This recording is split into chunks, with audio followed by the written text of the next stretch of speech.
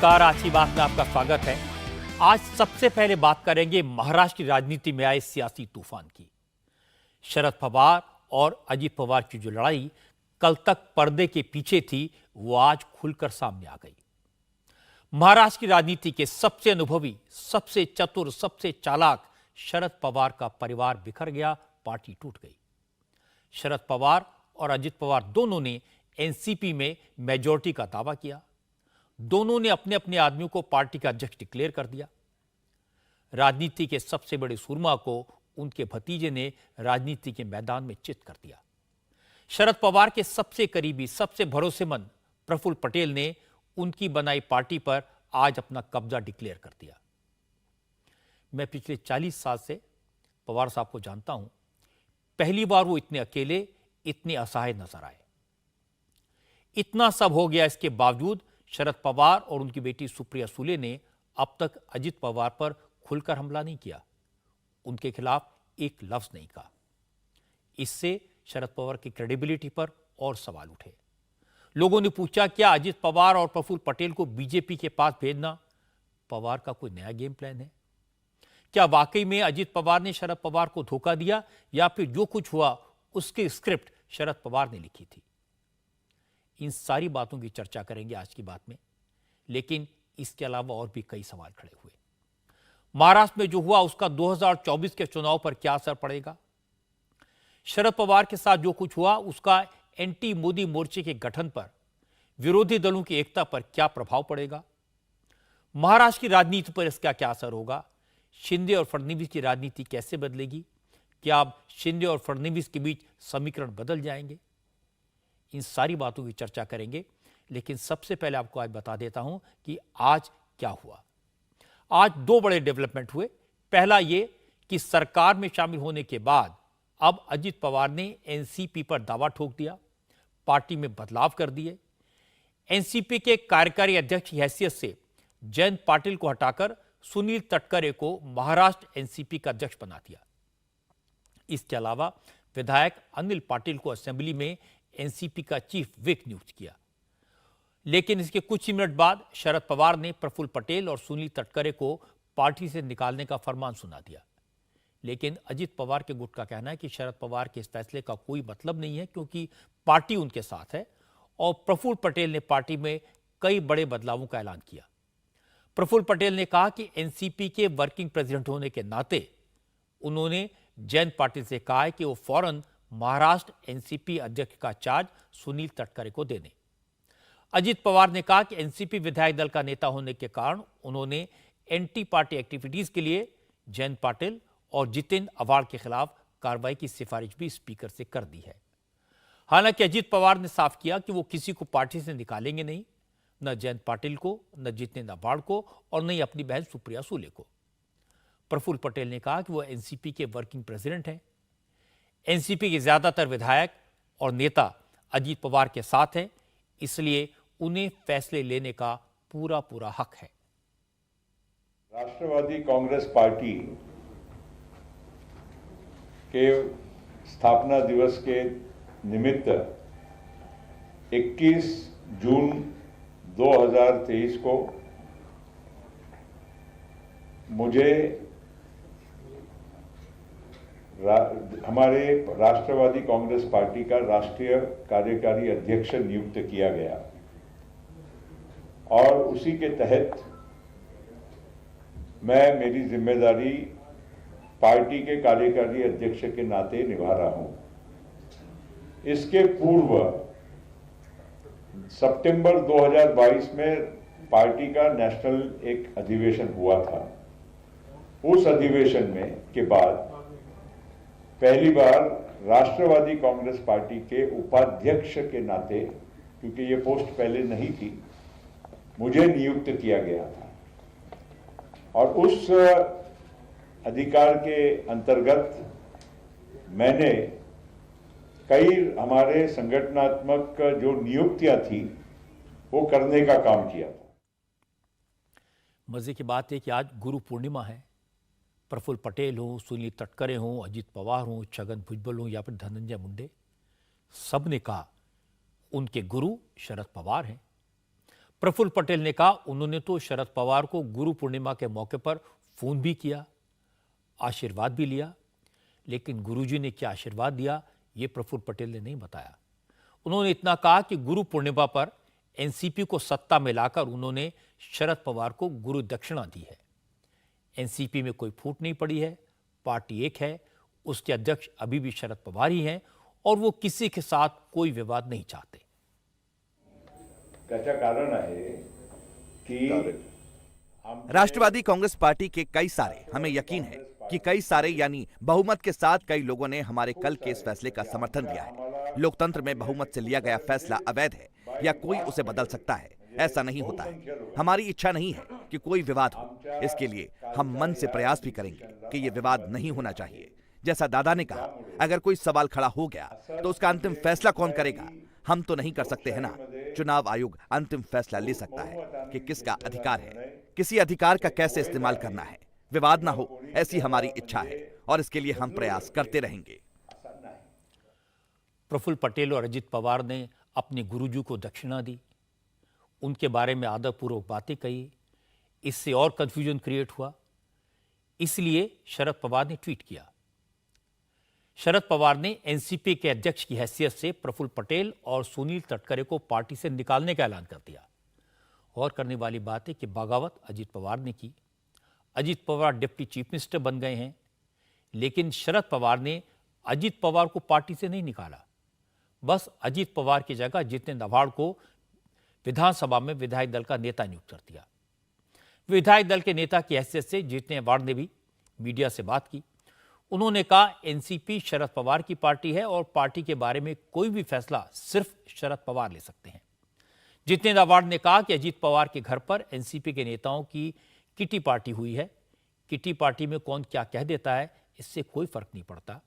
एक दो दिन में सबको अंदाजा हो जाएगा कि महाराष्ट्र में शरद पवार की क्या पावर है। पवार साहब ने ये स्पष्ट कर दिया है कि पार्टी और सिंबल किसी की भी नहीं हो सकती, वो मेरी है और मेरी रहेगी। क्योंकि ये पार्टी खड़ी करने में सबसे ज़्यादा खून पसीना अगर किसी ने बहाया है तो वो शरद पवार जी है। पिछले 25 साल में जितना भी इन लोगों ने पाया है, कुर्सी पाई है, इज्जत पाई है, नाम पाया है, उसके पीछे एक ही नाम है शरद पवार। शरद पवार अगर नहीं होते तो ये इनको कहाँ से इतनी शोहरत पर इज्जत आती। जो दिया है सामने दिया है। जैसे विप में कहा है कि पॉलिटिकल पार्टी ही विप अपॉइंट कर सकती है, तो इसका मतलब ये स्ट्रेट है कि अजित पवार का गढ़ जो है वो विप नहीं दाखिल कर सकता है। गढ़ नेता किसका है? तो गढ़ नेता पार्टी जो समय अस्तित्व में है उसका गढ़ नेता है। अभी अस्तित्व में पार्टी कौन सी है? शरद पवार जी की राष्ट्रवादी कांग्रेस। तो गढ़ नेता अपॉइंट करने का अधिकार किसका है? शरद पवार जी का। ये पॉलिटिकल गिमिक है। तुम जब शरद पवार जी के विचारधारा को विरोध करके बीजेपी के विचारधारा अपनाते हो, इसका मतलब साफ है कि आपने शरद पवार जी को छोड़ दिया। घर वापसी की कोई जो है कोशिश सर कि दरवाजे खुले हैं कि यूट्यूब की बात सिर्फ शरद पवार जी कर सकते हैं। मैं तो कहीं घर का दरवाजा भी नहीं खोल सकता। बगावत शरद पवार के खिलाफ हुई। सवाल शरद पवार की क्रेडिबिलिटी पर उठे, लेकिन शरद पवार अपने भतीजे अजित पवार को लेकर खामोश हैं। इससे सवाल उठ रहे हैं, क्या सब कुछ शरद पवार की जानकारी में हुआ? क्या शरद पवार के आशीर्वाद से अजित पवार ने बीजेपी का साथ दिया? क्योंकि पार्टी में बगावत के बाद भी शरद पवार तो छोड़िए, उनकी बेटी सुप्रिया सुले और शरद पवार के ग्रैंडसन रोहित पवार ने भी अजित दादा पवार को लेकर कोई सख्त कमेंट नहीं किया। रोहित पवार शरद पवार के बड़े भाई के ग्रैंडसन हैं, शरद पवार के बहुत करीबी हैं, एनसीपी के विधायक हैं। रोहित कल से लगातार पवार साहब के साथ हैं। आज अपने चाचा अजित पवार से रोहित पवार ने अपील की। कहा वो चाहते हैं कि अजित दादा घर लौटाएं, क्योंकि पार्टी के सभी विधायक उनके दादा शरद पवार के साथी हैं और ये बात 5 जुलाई की बैठक में क्लियर हो जाएगी। आपल्या माध्यमातून सुद्धा आता दादांना विनंतीच मैं आपके माध्यम से अजीत दादा से विनती करता हूं कि कल आपने जो निर्णय लिया उस पर दोबारा से विचार करिए, क्योंकि इससे आपकी और पार्टी की छवि को ठेस पहुंच रही है। कल जो बैठक हुई थी उसमें विधायकों के साथ चर्चा हुई। बैठक में विधायकों ने कहा जो 6 जुलाई को पवार साहब के नेतृत्व में बैठक होगी उसमें महाराष्ट्र एनसीपी अध्यक्ष को बदलने को लेकर कई नेताओं ने मांग की थी, जिस पर पवार साहब ने कहा था कि सभी पार्टी पदाधिकारियों से चर्चा करके फैसला करूंगा।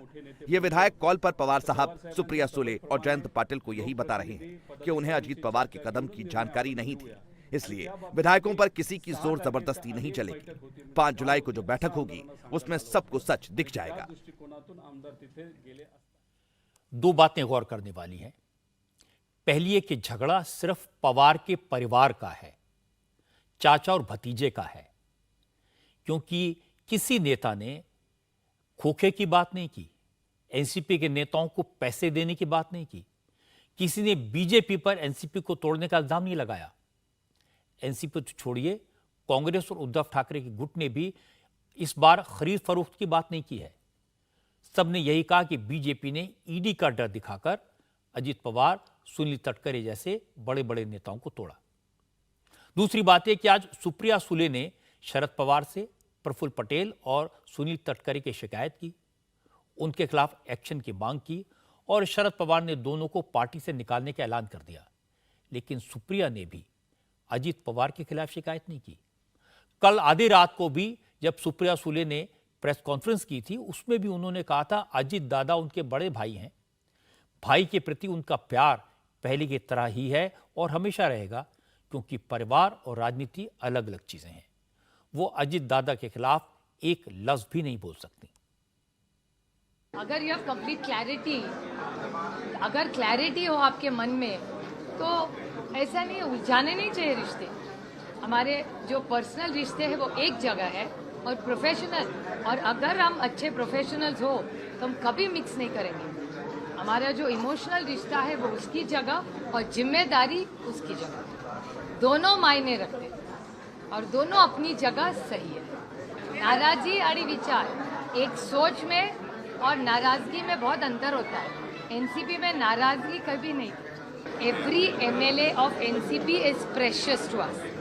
हम सबको प्यार भी करते हैं और मान और सम्मान करते हैं। अभी हर एमएलए जो एनसीपी का आज है, उसके लिए हमारे मन में प्यार, विश्वास और आदर ही है और रहेगा। उसके बाद कौन क्या करेगा वो आगे देखेंगे। The story will unfold in 2-3 days, but हम साथ में एक फैमिली की तरह रहे हैं और मेरे मन में उनके लिए हमेशा प्यार ही रहेगा। आज भी ये एक फैमिली की तरह हैं, ये इस बात से क्लियर हो जाता है कि शरद पवार के नज़दीकी अजीत पवार के खिलाफ बयानबाजी नहीं कर रहे और अजीत पवार और प्रफुल्ल पटेल भी शरद पवार के खिलाफ कुछ नहीं बोल रहे, आदर से बात कर रहे हैं। आज जब अजीत पवार से सवाल किया गया कि पार्टी का नेशनल प्रेसिडेंट कौन है, तो उन्होंने जवाब दिया वो तो शरद पवार ही हैं। इसके बाद अजीत पवार ने व्यंग भी किया, कहा कल तो शरद पवार ने कहा था कि वो यात्रा पर निकलेंगे, जनता के बीच जाएंगे, फिर रात में 12 बजे सुप्रिया सुले प्रेस कॉन्फ्रेंस क्यों कर रही थी? राष्ट्रीय अध्यक्ष शरदराव पवार आपण विसरला का? राष्ट्रीय अध्यक्ष पवार हैं, आप लोग भूल गए क्या? कल के घटनाक्रम के बाद मान्यवर का एक बयान आया था कि वो नियम कायदों के फेर में नहीं पड़ेंगे, वो सीधे जनता के बीच जाएंगे। लेकिन कल रात में आपने देखा कि कैसा घटनाक्रम था। रात के 12 बजे इस घटना को लेकर प्रेस कॉन्फ्रेंस करके सफाई देने की कोशिश की गई। तो इन बातों का कोई मतलब नहीं है। हमारा स्टैंड क्लियर है। हमने योग्य लोगों को साथ लेकर महाराष्ट्र और राष्ट्रवादी कांग्रेस की भलाई के लिए ये कदम उठाया है। पवार के परिवार में दरार आ गई, एनसीपी टूट गई और अब पार्टी के नाम, सिंबल और पार्टी के दफ्तरों पर कब्जे का झगड़ा शुरू हो गया। आज दिल्ली में एनसीपी के ऑफिस में हंगामा हुआ। पहले कुछ लोग आए और एनसीपी ऑफिस से फाइलें और दस्तावेज लेकर जाने लगे। वहां मौजूद पार्टी के कार्यकर्ताओं ने उन्हें रोका, सामान लाद कर ले जा रहे ट्रक को पार्टी ऑफिस में ही रोक लिया। कुछ लोगों ने एनसीपी ऑफिस में लगी प्रफुल्ल पटेल की तस्वीर को हटा दिया। महाराष्ट्र एनसीपी के अध्यक्ष जयंत पाटिल ने कहा कि अजीत पवार और उनके साथ गए नेताओं ने शरद पवार से गद्दारी की है। अब वही लोग शरद पवार का नाम लेकर विधायक तोड़ने की कोशिश कर रहे हैं, लोगों के बीच कंफ्यूजन फैला रहे हैं। पवार साहब के साथ कोई उनके मंजूरी से नहीं हुई। अगर होते तो पवार साहब कल आपको वो जो स्टेटमेंट उन्होंने दिया वो नहीं करते।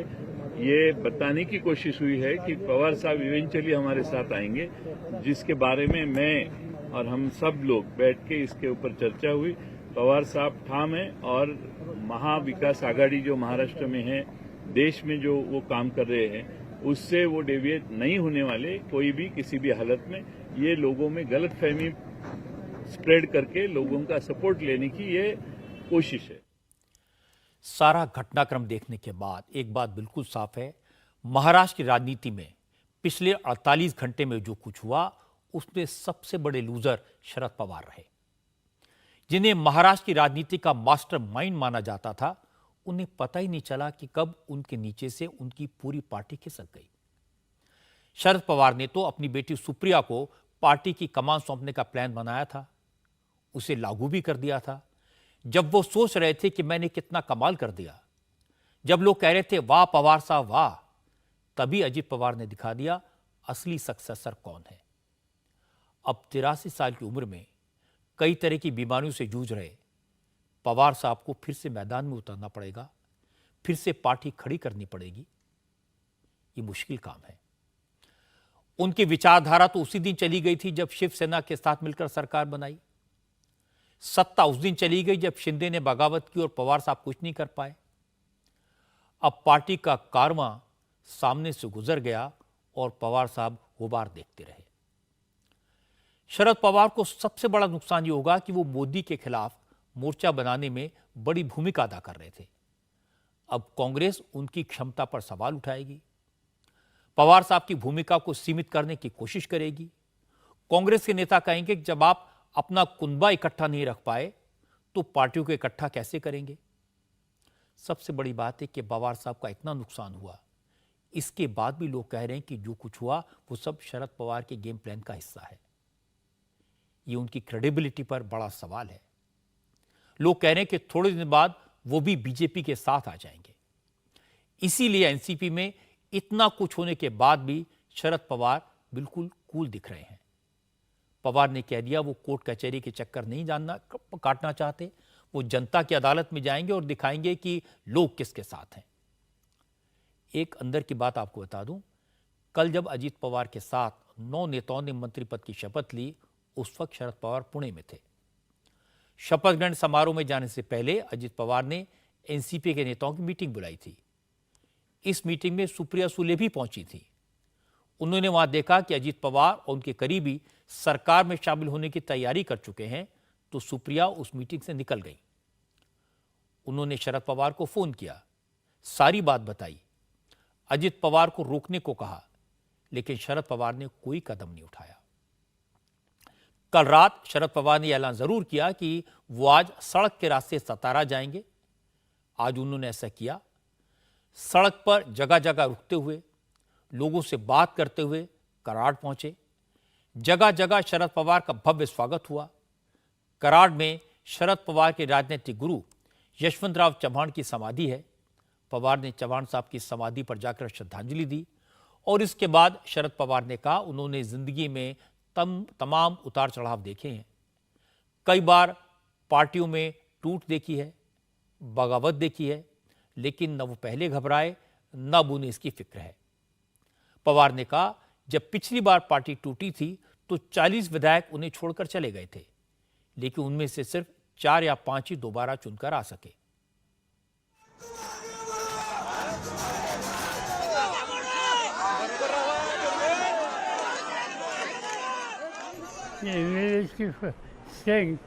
मैंने स्ट्रेंथ दिखाने के लिए यहाँ किसी को बुलाया नहीं। 8-10 दिन बाद लोग जब सोचेंगे तो मुझे भी सही स्थिति क्या है उसका अंदाजा आएगा। और दूसरी बात कि स्ट्रेंथ कभी कम हो जाती है, कभी चुने हुए साथी छोड़ जाते हैं। ये बात शायद आप लोगों को नई लग रही होगी, पर मुझे पास्ट एक्सपीरियंस ऐसी चीजों के बारे में 2-3 बार हुआ है जब ऐसी स्थिति का सामना करने की स्थिति मुझ पर आ गई। 1988 में मेरी पार्टी की स्ट्रेंथ 69 थी। मैं कुछ काम के लिए विदेश गया 1 महीने के लिए और वापस लौटने के बाद 5 छोड़कर बाकी लोग पार्टी छोड़कर गए थे, मगर मुझे कोई चिंता नहीं थी। मैंने पूरा महाराष्ट्र घूम घूम कर लोगों से मिलकर एक अलग माहौल पैदा किया और जब चुनाव हुआ तो जो हमारी स्ट्रेंथ थी वो रही। सब लोग चुनकर आ गए और जो छोड़कर गए इनमें से 3 या 4 छोड़कर बाकी सब डिफीट हो गए। इसलिए कितने गए, कौन गए, इसकी जांच मैं कभी करता नहीं हूं। जो भी हो, शरद पवार की हिम्मत की दाद देनी पड़ेगी। उनकी उम्र 83 साल है। कैंसर की वजह से उनके मुंह का ऑपरेशन हुआ था। आप देख सकते हैं कि जब वो बोलते हैं तो उनकी बात ठीक से समझ नहीं आती। इसके बावजूद उन्होंने ऐलान किया कि वो महाराष्ट्र की जनता के बीच जाएंगे, पूरे महाराष्ट्र का दौरा करेंगे। शरद पवार ने ऐलान किया कि पहली सभा दिलीप वलसे पाटिल की कॉन्स्टिट्यूंसी शिवनेरी में करेंगे और इसके बाद वो धनंजय मुंडे की असेंबली सीट परली जाएंगे। शरद पवार ने कहा, महाराष्ट्र के नौजवान उनके साथ हैं। मेरी आज की जो शुरुआत है, ये शुरुआत आगे का रिजल्ट ठीक आएगा इसके लिए है। और मैंने सतारा डिस्ट्रिक्ट में ये देखा, आज के जो लोग जगह जगह पर खड़े थे स्वागत के लिए, इनमें से 80% से ज्यादा नौजवान थे। ये नौजवान, मुझे पूरा विश्वास है कि महाराष्ट्र के हितों की रक्षा के लिए चाहे जो कुर्बानी देंगे। लेकिन शरद पवार भी जानते हैं कि वक्त बदल गया है। उनके स्वास्थ्य की सीमाएं हैं, उनकी मेहनत की लिमिटेशंस हैं और अजीत दादा पवार यंग हैं, मैदान में उतर सकते हैं, लड़ सकते हैं और पार्टी के संगठन पर और पार्टी के नेताओं पर अजीत पवार की अच्छी खासी पकड़ है। इसीलिए शरद पवार ने 5 जुलाई को एक चुनौती स्वीकार की है। पार्टी के सभी पदाधिकारियों की मीटिंग बुलाई है, सबको एक प्रोफॉर्मा भेजा है जिसमें साफ साफ लिखा कि वो बिना किसी प्रेशर के, बिना किसी लालच के दिल से शरद पवार के साथ हैं। उन्हें शरद पवार के नेतृत्व में भरोसा है। इस पर साइन करके सबको 5 जुलाई की मीटिंग में आना होगा। इस मीटिंग का न्योता अजीत पवार को भी भेजा गया है। दूसरी तरफ 5 जुलाई को ही अजीत पवार के गुट ने एनसीपी की मीटिंग बुलाई है। अब 5 जुलाई को मुकाबला होगा और तय होगा कि किसके साथ कितने लोग हैं। अब तक दोनों कैंप ये नहीं कह रहे कि कितने एमएलए किसके साथ हैं, कौन किसके साथ है, क्योंकि दोनों नहीं जानते असली स्थिति क्या है। मेरी जानकारी है कि शरद पवार ने भी अजीत पवार के साथ गए एनसीपी के कई नेताओं से संपर्क किया है। पवार की कोशिशों का थोड़ा बहुत असर दिखाई भी दिया है। विधायक राजू नवघरे शरद पवार के कैंप में लौट आए हैं। इसके अलावा एनसीपी के सांसद अमोल कोले ने भी ट्वीट करके शरद पवार को अपना नेता मान लिया है। अमोल कोले अजीत पवार के शपथ ग्रहण समारोह में मौजूद थे। अब कोले दावा कर रहे हैं कि उन्हें पता ही नहीं था कि राजभवन में क्या होने वाला है। वो तो शरद पवार के साथ हैं और इस मामले को लेकर उनसे मुलाकात करेंगे। इस बात का मुझे बिल्कुल इल्म नहीं था कि ये होने वाला है, शपथ ग्रहण समारोह होने वाला है। और जब मैंने शपथ ग्रहण समारोह में मैंने ये सब सामने देखा, तभी मैंने मेरे सांसद पद से इस्तीफा देने की सोची। जैसा मैंने ट्वीट में भी बोला कि जब हम दिल की सुनते हैं तो ये मेरी अंदर की आवाज है जिसने मुझे जिताया। मैं मजबूती से शरद पवार साहब के साथ हूं और कल मैं शरद पवार साहब से मुलाकात करूंगा और उसके बाद विस्तार से मैं अपना स्टैंड रखूंगा। अमोल कोले की वापसी को जितेंद्र अवार्ड ने बड़ी कामयाबी बताया। अवार्ड ने कहा कि पहला मोहरा लौटा। अजीत पवार एनसीपी नेताओं को गुमराह करके राजभवन ले गए, अब ज्यादातर वापस आ रहे हैं। किसी ने यू टर्न नहीं लिया है। वो पहले से सांप के साथी था, आज भी वो सांप के साथी है, सांप का साथी है वो। उसने कहा है कि मैं साहिबान सोबतच आहे। ट्वीट में उनका अपनापन दिखाई देता है, वो प्यार से किसके साथ है वो दिखाई देता है और उसने स्पष्ट कर दिया है कि मैं पवार साहब के साथ हूँ। ऐसे कई लोग थे जो शपथ विधि में थे, उनको गुमराह करके लेके गए थे, कुछ अलग बताया था। लोग कभी कभी फंस जाते हैं, अनजान होते हैं, भोले होते हैं। शपथ विधि के लिए तो तुमको ऐसा हाथ घुमा के कोई भी ले जा सकते ना, चलना मेरे गाड़ी में बैठना यार, तो चले गए। और बहुत लोग वापस आ रहे हैं, अब तो देखते तो जाइए।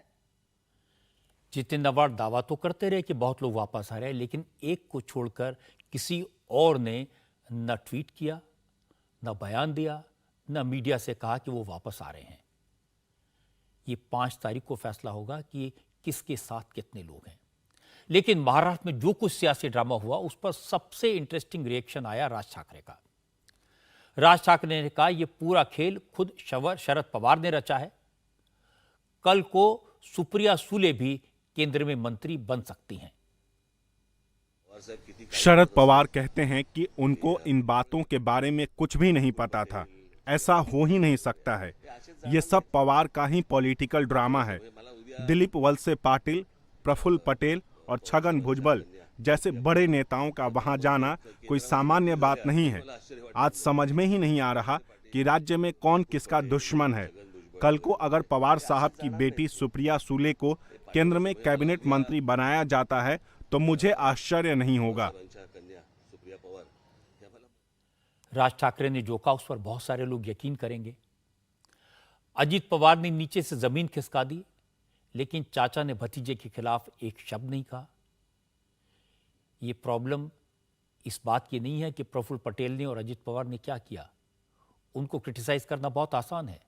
आप कह सकते हैं कि जिस शरद पवार ने इन्हें बनाया उनके साथ उन्होंने धोखा किया, पर सवाल यह है इन्होंने ये गुर सीखे कहां से, इनके गुरु कौन है। मैंने वो वक्त देखा है जब शरद पवार ने 45 साल पहले बसंत दादा पाटिल की सरकार गिराई थी। बसंत दादा शरद पवार के गुरु थे, मेंटोर थे, पेट्रन थे, सब कुछ थे। मुझे वो दिन भी याद है जब 2 साल पहले शरद पवार ने ही अजीत पवार को बीजेपी से हाथ मिलाने की परमिशन दी थी, और फिर शरद पवार एन मौके पर पीछे हट गए तो अजीत दादा क्या करते।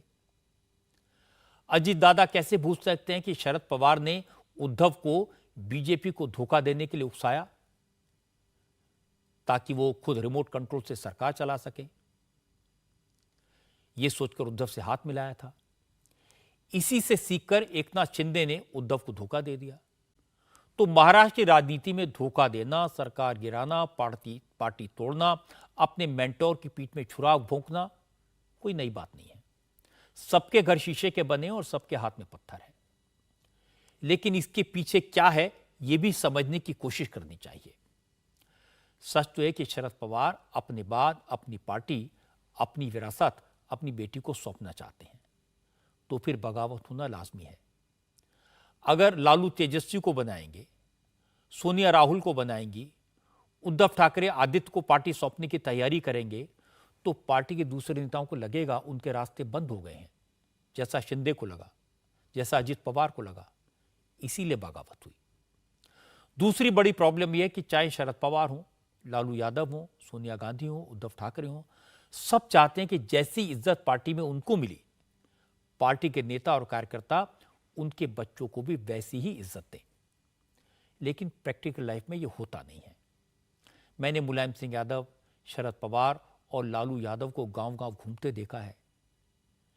पैदल चलते चलते उनके पैर फट जाते थे, खून निकलता था।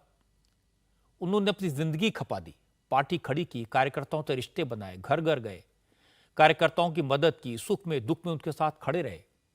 लेकिन उनके बाद की पीढ़ी के लोग ये सब नहीं कर पाए। इसीलिए आप देखेंगे आज भी बगावत करने वाले प्रफुल्ल पटेल और अजीत पवार शरद पवार के बारे में पूरे मान सम्मान से बात कर रहे हैं। पवार को अपना गुरु बता रहे हैं, गुरु पूर्णिमा पर उन्हें प्रणाम कर रहे हैं, और यह कहा कि एनसीपी को पावर में लाकर उन्होंने शरद पवार को गुरु दक्षिणा दी है। पिछले 48 घंटों में महाराष्ट्र की राजनीति में जो हुआ उसका सबसे ज्यादा फायदा बीजेपी को हुआ। बीजेपी ने पहले उद्धव से बदला लिया था, अब शरद पवार से भी हिसाब बराबर कर लिया। राज्य में बीजेपी की सरकार की एकनाथ शिंदे पर डिपेंडेंस कम हो गई। बीजेपी को लगता है कि उसने 2024 के चुनाव में महाराष्ट्र की 48 में से 40-45 सीटें पाने का इंतजाम कर लिया, और नेशनल लेवल पर विरोधी दलों की एकता पर सवाल खड़े करती है। और वाकई में महाराष्ट्र में जो हुआ उसका असर देश की सियासत पर दिखाई देना शुरू भी हो गया।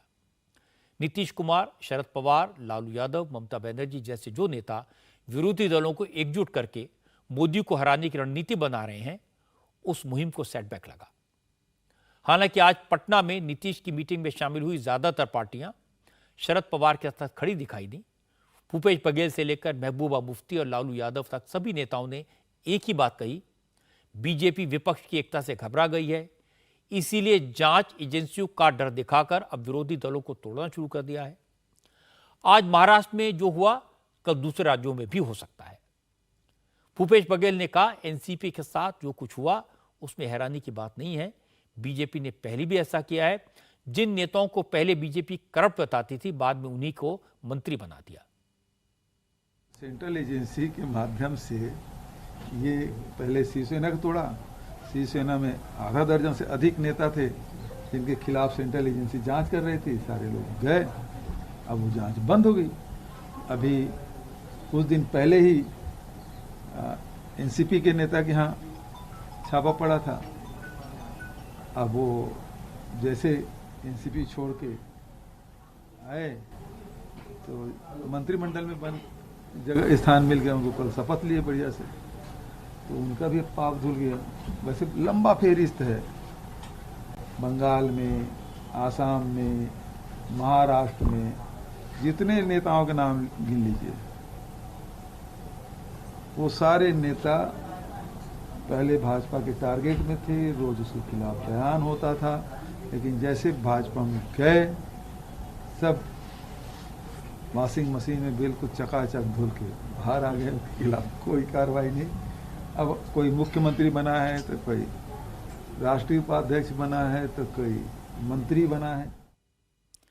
इस मामले में अरविंद केजरीवाल की पार्टी भी एनसीपी के साथ दिखाई दी। संजय सिंह ने कहा, अभी 4 दिन पहले ही प्रधानमंत्री मोदी एनसीपी को घोटाले गिना रहे थे, एनसीपी के नेताओं के यहाँ ईडी सीबीआई के छापे डलवा रहे थे, आज उन्हीं सब नेताओं को मिनिस्टर बना दिया।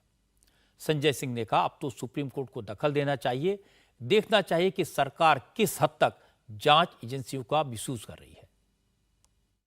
देश के सर्वोच्च पद पर बैठा हुआ व्यक्ति अगर कह रहा है कि एनसीपी पे 70,000 करोड़ के घोटाले का आरोप है, और उन्होंने बाद में स्पष्ट किया है सिंचाई घोटाला, कोऑपरेटिव बैंक घोटाला, तो ये सारे घोटालेबाज जो थे उनको तो आपने बैठा के उप मुख्यमंत्री और मंत्री बना दिया।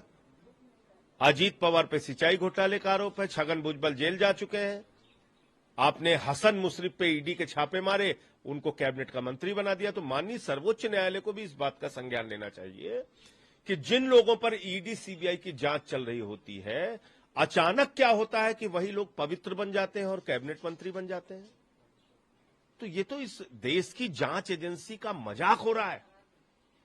आपने यही काम मध्य प्रदेश में किया, यही कर्नाटक में किया, यही अरुणाचल में किया, यही काम आपने उत्तराखंड में किया। आप पूरे देश में या तो खोखा खोखा करके विधायक तोड़ते हैं या ईडी सीबीआई का इस्तेमाल करके विधायक तोड़ते हैं। कर्नाटक में इन्होंने जो पाप किया उसकी सजा वहां की जनता ने दी ना इनको। महाराष्ट्र में जो पाप ये कर रहे हैं उद्धव ठाकरे के साथ, शरद पवार के साथ, उसकी सजा इनको महाराष्ट्र की जनता देगी। महबूबा मुफ्ती ने भी यही तर्क दिया। महबूबा ने कहा कि बीजेपी ने कश्मीर में उनकी पार्टी के नेताओं को भी डरा धमकाकर अपनी पार्टी में शामिल किया। अब दूसरे राज्यों में भी बीजेपी यही खेल कर रही है।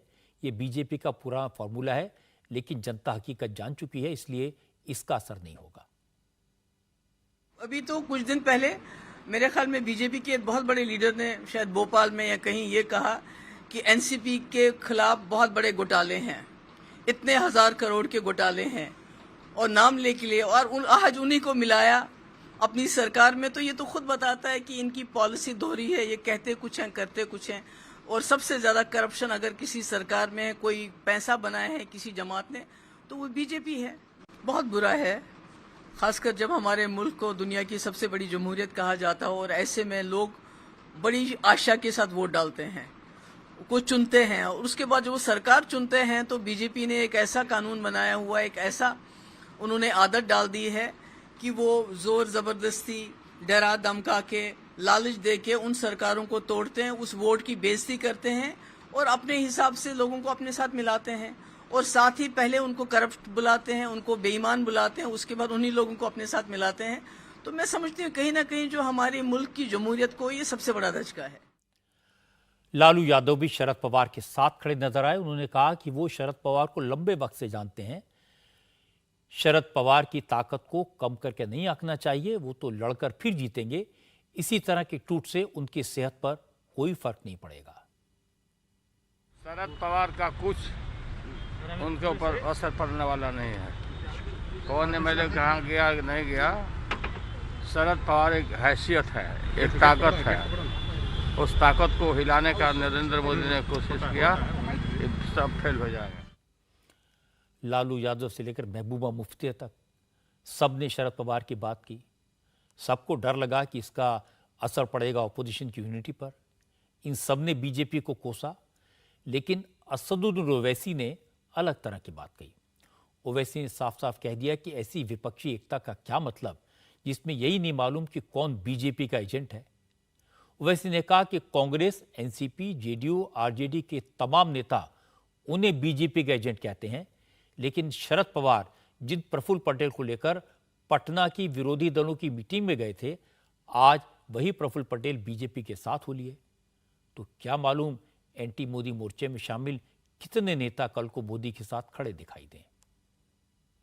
पटना में एक मीटिंग हुई और वो पटना की मीटिंग में महाराष्ट्र से शरद पवार साहब जिस शख्स को लेकर आए थे, प्रफुल्ल पटेल, आज प्रफुल्ल पटेल बीजेपी से जाकर मिल लिए।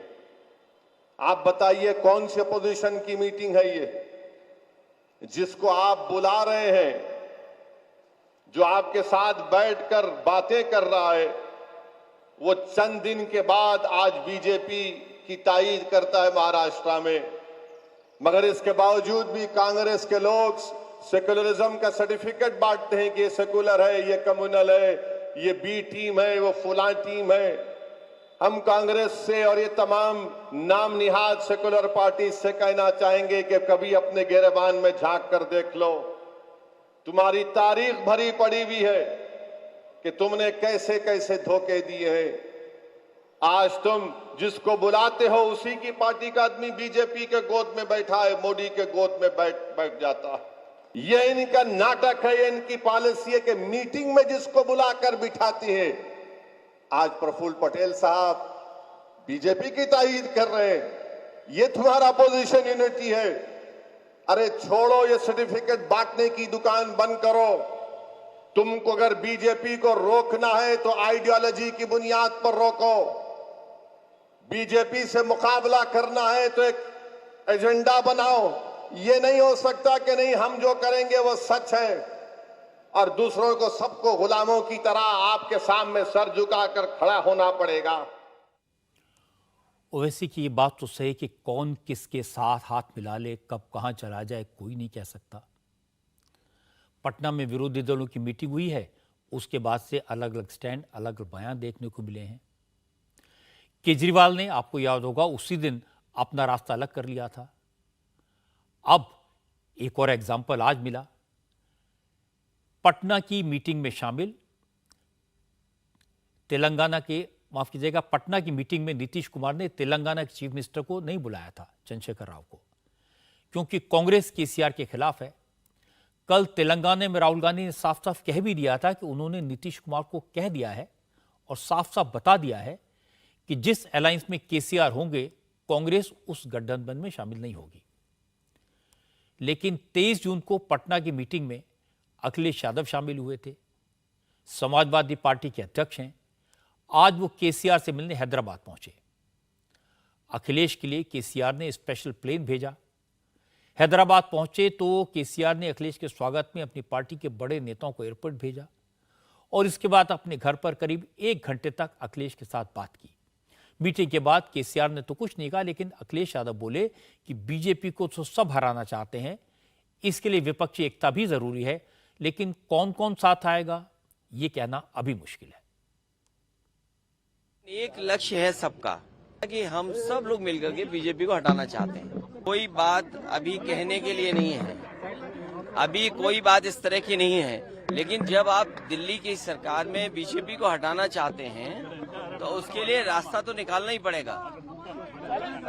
अरे बीजेपी को हटाने के लिए सभी का लक्ष्य है, चाहे वो कांग्रेस हो, समाजवादी पार्टी हो, अन्य दल हो।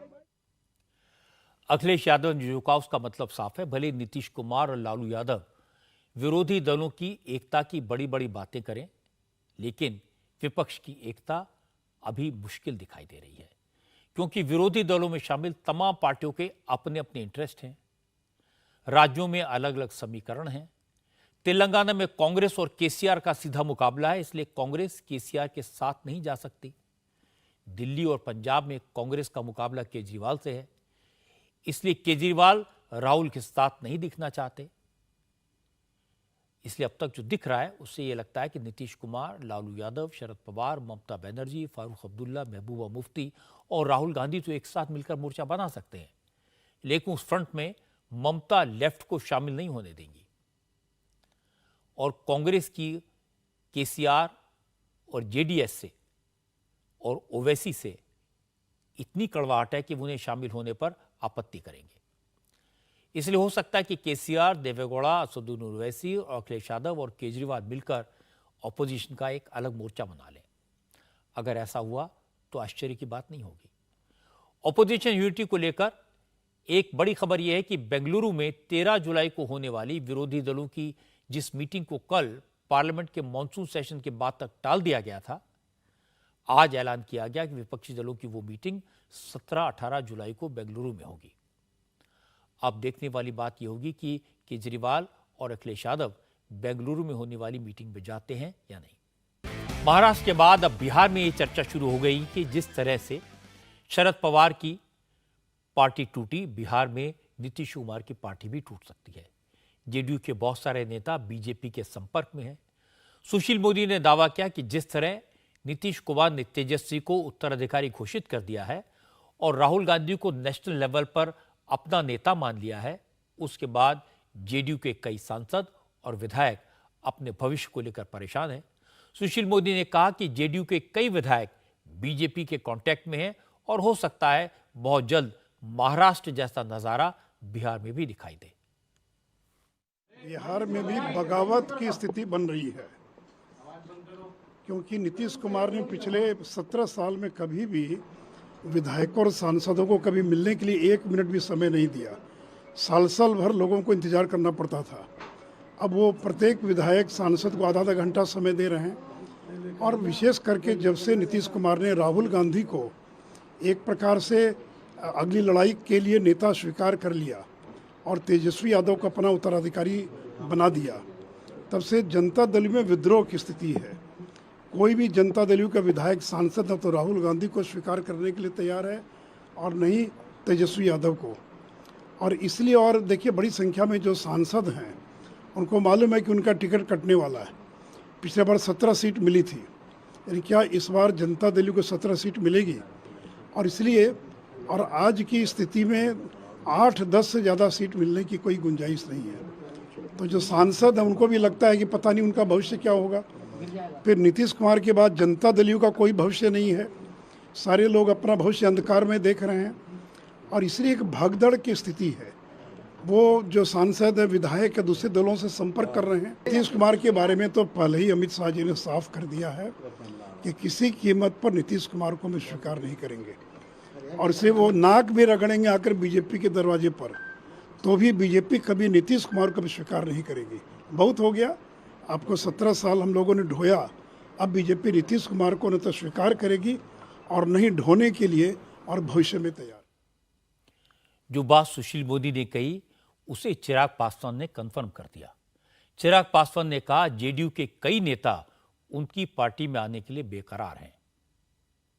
डर लग रहा मुख्यमंत्री जी को अपनी पार्टी में टूट के डर से, क्योंकि वो जानते हैं कि उनके कई विधायक, कई सांसद दूसरे दलों के भी संपर्क में, भाई उनके कई नेता तो हम ही लोगों के संपर्क में, तो डरते हैं मुख्यमंत्री जी। और जो लोग दूसरे की पार्टी को तोड़ने का काम करते हैं उन्हें हमेशा ये डर सताता है, क्योंकि जैसी करनी वैसी भरनी। उन्होंने दूसरों की पार्टी को तोड़ा, अब उनको अपनी पार्टी टूटने का डर सता रहा है। जिस वक्त चिराग पासवान की पार्टी टूटी थी, चाचा पशुपति पारस ने चिराग को पार्टी से बाहर किया था। उस वक्त नीतीश कुमार बीजेपी के साथ थे और नीतीश कुमार ने चिराग को सबक सिखाने के लिए पशुपति पारस की मदद की थी। लोक जनशक्ति पार्टी को तोड़ दिया था। इसीलिए आज चिराग पासवान कह रहे हैं कि जो लोग दूसरों की पार्टियों को तोड़ते हैं उनकी अपनी पार्टियां भी नहीं बचेंगी। हालांकि जेडीयू के अध्यक्ष ललन सिंह ने कहा यह सब बेकार की बात है। सुशील कुमार मोदी और चिराग पासवान अपना अस्तित्व बनाए रखने के लिए इस तरह के बयानबाजी कर रहे हैं। बिहार की बात तो छोड़ दीजिए, मोदी जी, सुशील मोदी जी मुंगेरी लाल का हसीन सपना देखते रहते हैं। और वो फिर मुंगेरी लाल का हसीन सपना देख रहे हैं। देखिए, कोई सीरियस आदमी अगर कोई बोले तो उसका सीरियस जवाब दिया जाता है। मोदी जी सीरियस आदमी हैं ही नहीं, वो प्रयास में हैं, लगे हुए हैं कि किसी तरह वो पुनर्स्थापित हो जाए। हम लोग के भी अच्छे मित्र हैं, नीतीश जी से उनका अच्छा संबंध है, हम लोग भी चाहते हैं कि वो पुनर्स्थापित हो जाए बीजेपी में। असल में जेडीयू में असंतोष की चर्चा ऐसे ही शुरू नहीं हुई, नाराजगी तो है। इसीलिए नीतीश कुमार ने पिछले 5 दिनों में अपनी पार्टी के विधायकों और सांसदों के साथ अलग अलग मीटिंग की है। सबसे पूछ रहे हैं क्षेत्र में कोई दिक्कत तो नहीं है, पार्टी में कोई परेशानी तो नहीं है, कोई शिकायत तो नहीं है। लालू यादव को इस बात का अंदाजा है कि जेडीयू में गड़बड़ हो सकती है। इसीलिए पटना में आज एक कार्यक्रम में लालू यादव ने कहा, बीजेपी के नेता महाराष्ट्र में जिस तरह से उलटफेर की बातें कर रहे हैं, बिहार में भी उसी तरह का उलटफेर होगा, ऐसा कह रहे हैं। लेकिन बीजेपी की चाल बिहार में कामयाब नहीं हो पाएगी। भ्रष्टाचार की बात करता है, इससे बढ़ के बड़ा भ्रष्टाचारी कौन हो सकता है? अदानी से लेकर के सब लोग आप जानते होंगे, और एमएलए लोगों को खरीदना ही आम बात हो गई है। दिल्ली के बाद, वहाँ महाराष्ट्र के बाद देखा हमने कि बिहार पर बाजी है। बिहार पर बाजी मैंने बिहार को अब हम लोग तोड़ेंगे। बिहार उड़ती चिड़िया को हल्दी लगाता है, तुम क्या तोड़ोगे बिहार को? चर्चा कर रहा सब कि बिहार में एमपी लोगों को तोड़ दिया जाए। एमपी को तोड़ो, बिहार में से निकालो। बिहार कहाँ हिलता डुलता है? हिलने डुलने नहीं देंगे हम लोग बिहार में, ना बिहार हिलेगा ना डुलेगा, और बिहार से ही इनका सफाया होगा, होना तय। लालू यादव जिस समय कह रहे थे कि बिहार में कुछ नहीं होगा, जिस समय कह रहे थे कि बिहार में पार्टी नहीं टूटेगी, मौका तो था नीतीश कुमार पर लिखी किताब के विमोचन का। लेकिन उसी वक्त लालू यादव के लिए एक बुरी खबर आ गई। लैंड फॉर जॉब घोटाले में सीबीआई ने जो फ्रेश चार्जशीट दाखिल की है, उसमें तेजस्वी यादव को भी आरोपी बनाया गया है। सीबीआई ने आज ही कोर्ट में चार्जशीट फाइल की है। इसमें लालू यादव, राबड़ी देवी और सरकारी अफसरों के अलावा तेजस्वी यादव का नाम भी आरोपी के तौर पर शामिल किया गया है। लालू यादव जब रेलवे मिनिस्टर थे, उस वक्त रेलवे में नौकरी लेने के बदले रिश्वत के तौर पर जमीनें लेने का आरोप लगाया गया था। इस मामले में लालू यादव और राबड़ी देवी बेल पर हैं।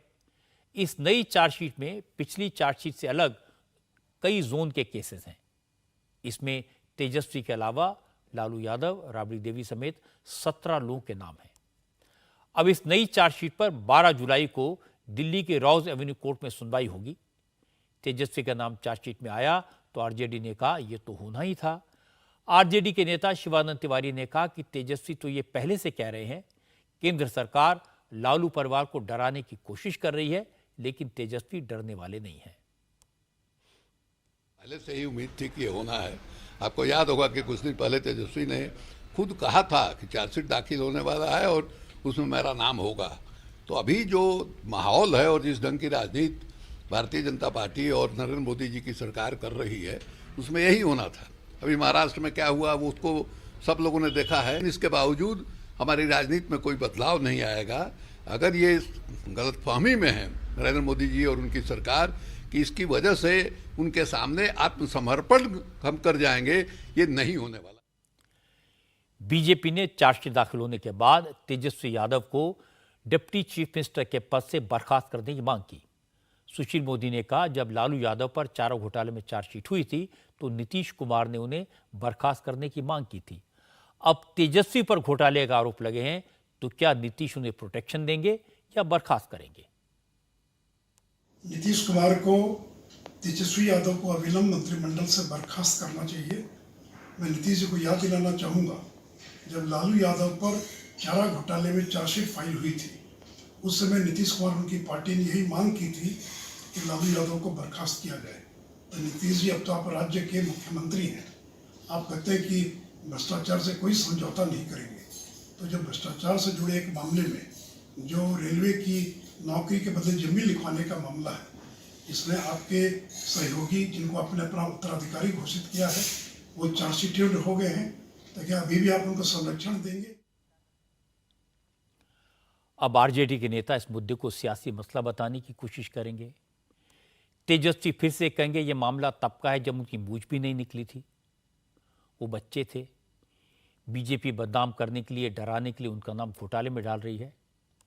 लेकिन नीतीश कुमार के लिए अब जवाब देना मुश्किल होगा, क्योंकि पिछली बार जब नीतीश ने आरजेडी का साथ छोड़ा था उस वक्त उन्होंने इसी आरोप को मुद्दा बनाया था। तब नीतीश ने कहा था, उन्होंने तेजस्वी से सफाई देने को कहा था, लेकिन वो इसके लिए तैयार नहीं हुए, तो उन्होंने आरजेडी का साथ छोड़ने का ऐलान कर दिया। अब तेजस्वी का नाम तो चार्जशीट में आ गया है, तो अब नीतीश क्या कहेंगे? इसी तरह की खबर दिल्ली से आई। आज शराब घोटाले के केस में मनीष सिसोदिया की मुश्किलें और बढ़ गई।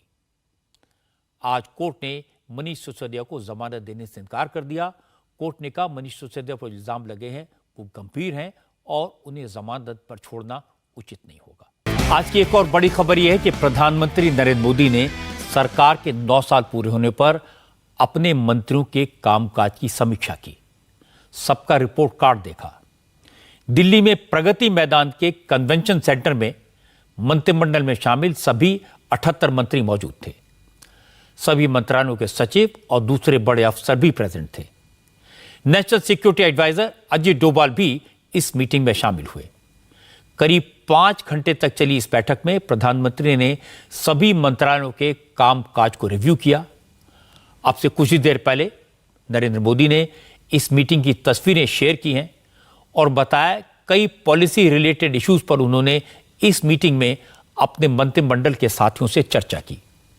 बैठक खत्म होने के बाद बाहर निकले लीडर्स ने बताया कि बैठक में कई मुद्दों पर बात हुई, जिसमें इंफ्रास्ट्रक्चर डेवलपमेंट से लेकर वैश्विक चुनौतियों से निपटने जैसे इश्यूज शामिल हैं। इसके अलावा प्रधानमंत्री के विदेश दौरे की कामयाबी को लेकर भी बात हुई। फॉरेन सेक्रेटरी ने प्रेजेंटेशन देकर ये सबके सामने रखा। नहीं, प्रेजेंटेशन थी और प्रेजेंटेशन में सेक्रेटरी फॉरेन सेक्रेटरी ने प्रेजेंटेशन दिया और उन्होंने बताया कि इस बार की यात्रा पहले की सभी यात्राओं से किस प्रकार से भिन्न थी और जो इस बार की यात्रा के आउटकम्स हैं, जो रिजल्ट्स हैं और जो कुछ काम हुआ है वो पहले की यात्राओं से बिल्कुल अलग था। और यहाँ तक कि 3-4 महीने पहले तक भी जिन चीज़ों पे जिक्र नहीं हो रहा था, बात नहीं हो रही थी, उन सब के अंदर हम अचीवेबल रिजल्ट्स लेके आए हैं। परफॉर्मेंस पे भी बात हुई मैडम? परफॉर्मेंस पे भी बात हुई और प्रधानमंत्री जी कुछ तो है ना उनमें, उनका पर्सनालिटी टाइप। मॉनसून सेशन शुरू होने वाला है, यूसीसी को लेकर जिस तरीके से विपक्ष लगाता है, सरकार ने यही कहा कि जो भी मंत्रालय हैं, जिनको जो बिल लाने हैं वो लाके जल्दी से जल्दी पेश किए जाए, क्योंकि जैसे जैसे तारीखें नजदीक आती है तो काम करना आप सब जानते हैं विपक्ष कठिन करेगा ही वो, तो इसलिए जल्दी जल्दी काम खत्म किया जाए। और इस बार का सेशन की शुरुआत जो है वो पुराने पार्लियामेंट में ही होगी। 2047 का मंत्रा क्या दिया मैम? 2047 का विजन है, मंत्रा तो काम करना है, सबको मिलकर काम करना है। और जो प्रधानमंत्री जी ने पहले भी कई बार कहा, यही समय है, सही समय है। आने वाले कुछ ही दिनों में नरेंद्र मोदी अपनी इस मंत्रिमंडल में बदलाव करेंगे, रिशफल होगा और पार्टी के संगठन में भी बड़े बदलाव की खबर है। आज नरेंद्र मोदी ने मंत्रियों के साथ जो मीटिंग की वो इसी प्रोसेस का एक हिस्सा है और अब जेपी नड्डा पार्टी के सांसदों के साथ और पार्टी के ऑफिस बेयरर्स के साथ मीटिंग करेंगे। किसके क्षेत्र में क्या क्या काम हुआ उसकी समीक्षा की जाएगी और इसके आधार पर संगठन और सरकार को लेकर बड़े बड़े फैसले किए जाएंगे। जिन राज्यों में चुनाव होने हैं उनके सांसदों को मंत्रिमंडल में जगह मिल सकती है। बीजेपी के कुछ एलाइज जिसमें शिवसेना और चर्चा तो है अकाली दल और तेलुगु देशम पार्टी, इनको भी मंत्रिमंडल में शामिल किया जा सकता है। चिराग पासवान को मंत्रिमंडल में शामिल करने की खबर है, लेकिन मुझे लगता है कि इस तरह की बातें अंदाजा है, चर्चा है, क्योंकि नरेंद्र मोदी क्या करेंगे ये सिर्फ मोदी जानते हैं। इसलिए जो करेंगे इसके बारे में स्पेकुलेशन करने के बजाय इंतजार करना चाहिए उस दिन का जब मंत्रिमंडल के विस्तार की खबर आएगी। आज की बात में इतना ही। मेरी आपसे अगली मुलाकात होगी कल रात 9 बजे।